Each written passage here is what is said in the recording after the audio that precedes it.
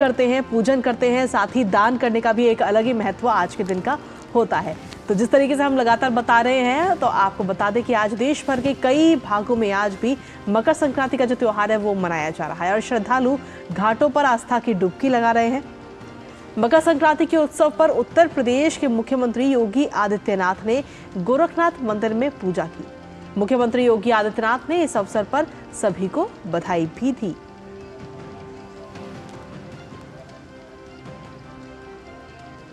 आज मकर संक्रांति का पावन पर्व है।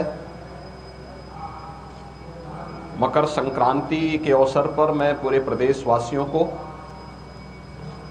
सभी श्रद्धालु जनों को हृदय से बधाई और मंगलमय शुभकामनाएं देता हूं। तो इसी मंगल कामना के साथ मकर संक्रांति के अवसर पर उत्तर प्रदेश के प्रसिद्ध गोरखनाथ मंदिर में खिचड़ी चढ़ाने के लिए सुबह से ही श्रद्धालुओं का तांता लगा हुआ है। खिचड़ी चढ़ाने की ये परंपरा सदियों पुरानी है।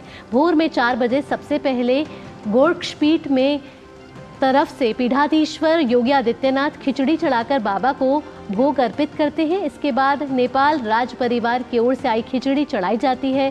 इसके बाद मंदिर के कपाट खोल दिए जाते हैं और श्रद्धालु खिचड़ी चढ़ाते हैं। गोरखनाथ मंदिर में खिचड़ी के रूप में चढ़ाए जाने वाले अन्न वर्ष भर जरूरतमंदों में वितरित किए जाते हैं।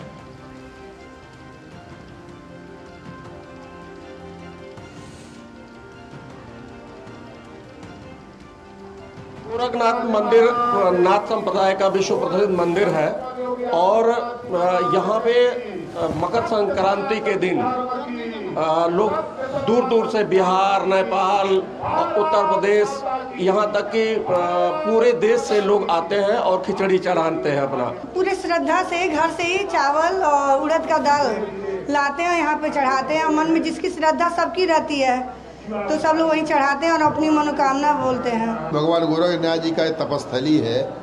यहाँ खिचड़ी इसलिए चढ़ाई जाती है क्योंकि भगवान गोरखनाथ जी यहाँ तपस्या किए थे और यहाँ खिचड़ी प्रसाद बना करके जनमानस को पवाया था।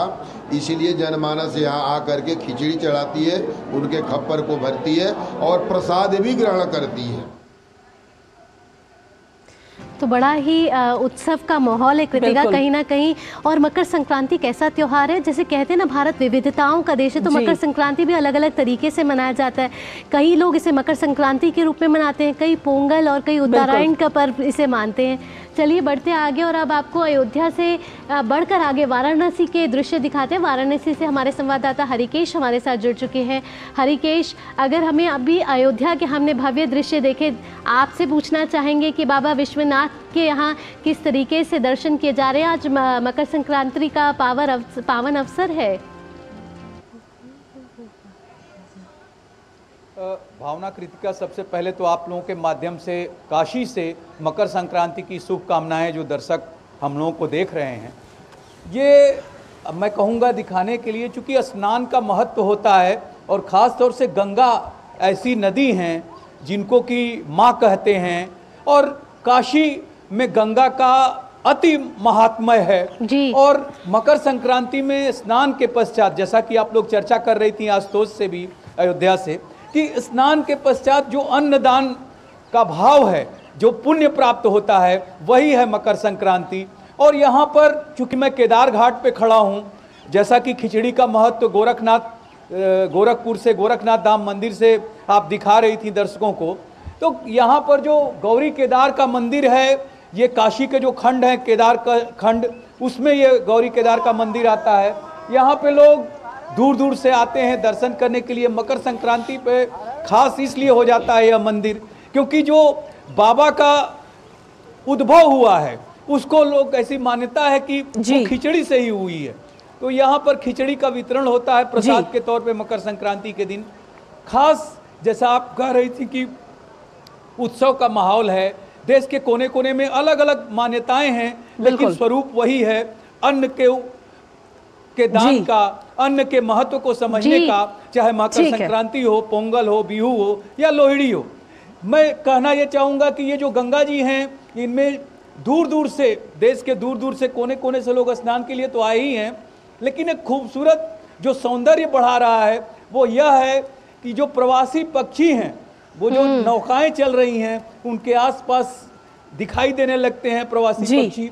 मैं चाहूँगा कि अगर दिख सके आपको, कैमरा पर्सन दिखा सकें, क्योंकि जो प्रवासी पक्षी हैं उनको देखने के लिए भी बहुत संख्या में लोग यहाँ पर आ जाते हैं सुबह सुबह, और स्नान के लिए तो आए ही हैं।